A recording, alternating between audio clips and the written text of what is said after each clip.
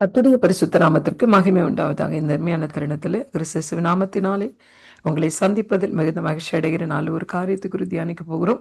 நீதிமொழிகள் 4ஆம் அதிகாரத்தில் 18வது வசனம் 19வது வசனம் வாசிக்கலாமா? நீதிமான்களுடைய பாதை நடுப்பகல் வரைக்கும் அதிக அதிகமாய் பிரகாசிக்கிற சூரிய பிரகாசம் போல இருக்கும்.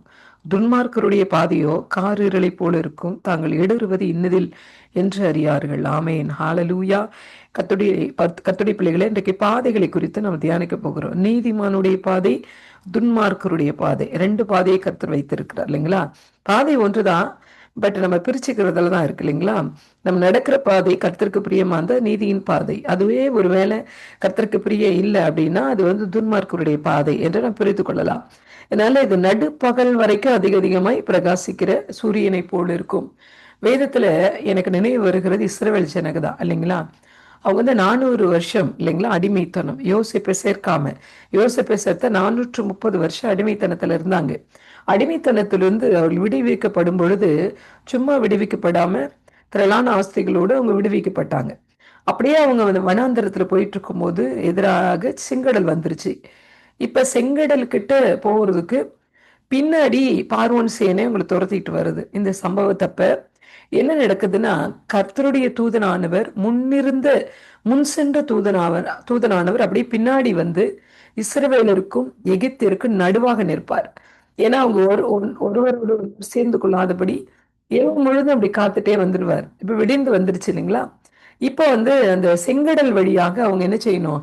அந்த பக்கம் போகணும். இஸ்ரவேலர்கள் செங்கடலை கடந்து அந்த பக்கம் போயிட்டாங்க. அவங்க எல்லாம் நீதிமான்கள். அல்லேலூயா. கர்த்தரை நம்பி இருக்கிறவங்க எல்லாருமே நீதிமான்கள் தான். அவங்க அந்த கரைக்கு போயிட்டாங்க. ஆனா இந்த 19வது வசனம் சொல்லுகிறது, உன்மார்க்குடைய பாதையோ கார் இருளை போல் இருக்கும். தாங்கள் இடறுவது இன்னதில் என்று அறியார்கள். இப்ப அவங்களும் என்ன பண்றாங்க? அந்த பாதைக்குள்ளாக போறாங்க, எந்த செங்கடலுக்குள்ள போறாங்க. இப்ப யோசிச்சு பார்க்கணும். இப்ப அவங்கெல்லாம் அந்த செங்கடலை கலந்து போயிட்டாங்க, நாம போகலாம் அப்படின்னு நினைச்சுதான் அவங்க உள்ள வராங்க. ஆனா அது சாத்தியமா? இல்ல. தாங்கள் செய்வது இன்னதென்று அறியாதிருக்கிறார்கள் ஒரு வசனம் இருக்குல்ல, அதே மாதிரிதான் இதுவும். தாங்கள் இடம் இன்னதில் என்று அறியார்கள். இதுலதான் நாங்க இடறி போக போறோம், இதுல மறிச்சு போகணும்னு அவங்களுக்கு தெரியாது. அதனாலதான் நீதிமான்களை துரத்தி கொண்டு போன அந்த துன்மார்க்கர் நடுக்கடலிலே அப்படியே மாண்டு போனார்கள் என்று வேதத்துல வாசிக்கிறோம். அன்றைக்கு கத்திரிக்கை பிள்ளைகளே, ஒருவேளை இன்றைக்கு நம்ம யாருன்னு தெரியாம இருக்கலாம். நம்ம துன்மார்க்கரா இல்ல நீதிமானா? ஆண்டவர்கிட்ட கேட்கலாமா, நான் துன்மார்க்கமா இருக்கிறேனா நீதிமானா இருக்கிறேனா?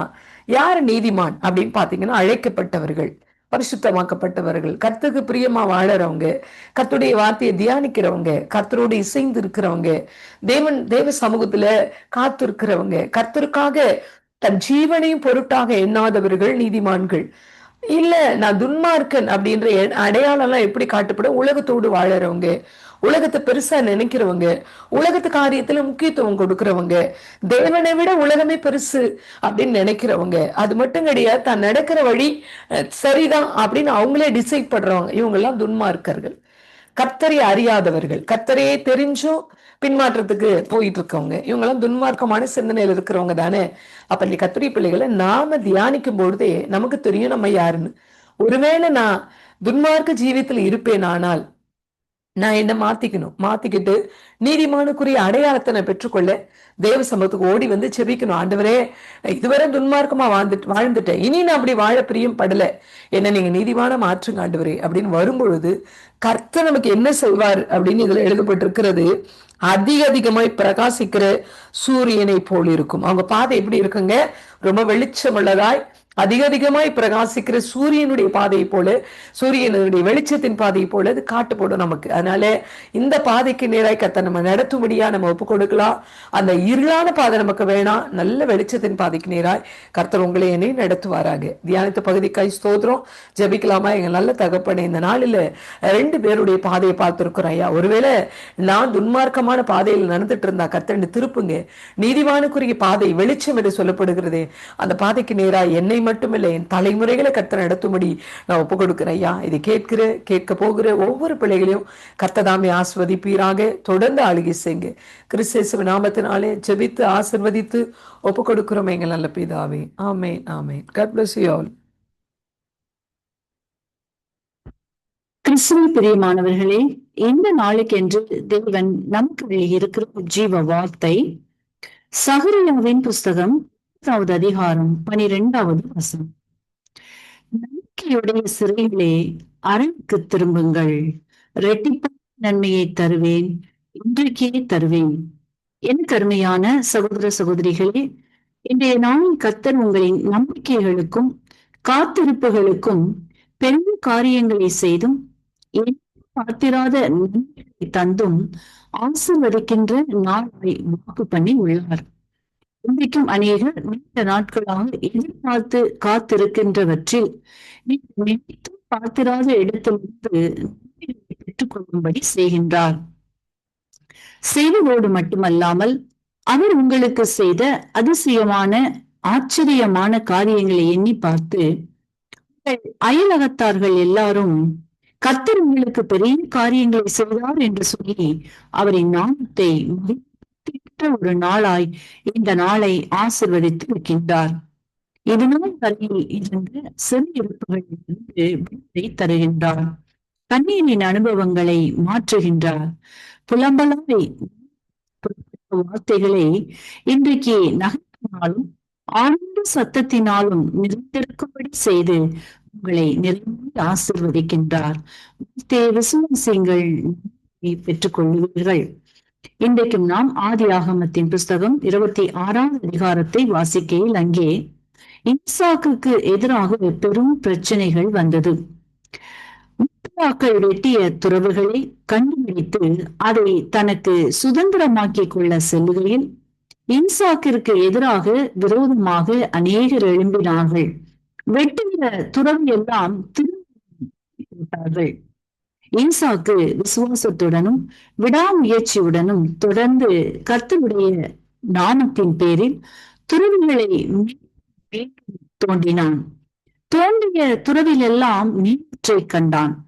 தன்னுடைய ஆடு மாடுகள், வேலைக்காரர்கள், விளைச்சல்கள் எல்லாவற்றிலும் பெரிய வெற்றியை, பெருக்கத்தை கண்டபடியினால் ஈசாக்கை எதிர்த்து ஆரவாரத்துடன் வந்தவர்கள் சொல்கிறார்கள், நிச்சயமாக கர்த்தர் கூட இருக்கிறார் என்று கண்டோம் என்றும் கர்த்தரால் ஆசீர்வதிக்கப்பட்டவன் என்கிறார்கள்.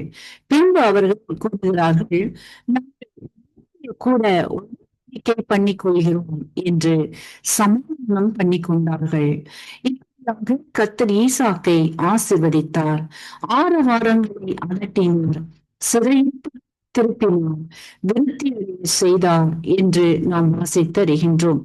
இன்றைக்கும் உங்களின் வாழ்க்கையிலும் கூட அநேக வழிகளில் சத்துருவானவன் தொடர்ந்து வந்து நீங்கள் போகிற வழிகளை எல்லாம் அடைத்து போட்டும் அடிக்கடி தூற்று போட்டும் எழுந்திருக்க முடியாமல் கலக்கத்தோடு காணப்படுவீர்களும். இன்றைக்கு கர்த்தர் உங்களை பார்த்துதான் சொல்கின்றார், பயப்படாதே, நான் உன்னுடைய கூட இருந்து உன்னை ஆசீர்வதிப்பேன் என்கிறார். ஆகவே இன்றைய நாளில் உங்களுக்கு எதிராய் எல்லாம் எந்த சூழ்நிலை ஆரவரித்தும் சத்தமிட்டும் வந்ததோ அவைகளை எல்லாம் அடக்கி போக பண்ணி புறப்பட்டு வந்தவர்களை உங்களுக்கு சமாதான உடன்படிக்கை பண்ணும்படி செய்கின்றார். உங்களின் ஆழ்ந்த சிறையிருப்புகளில் இருந்து விடுவித்து ஆழ்ந்த சத்தத்தை கேட்கும்படி செய்கின்றார்.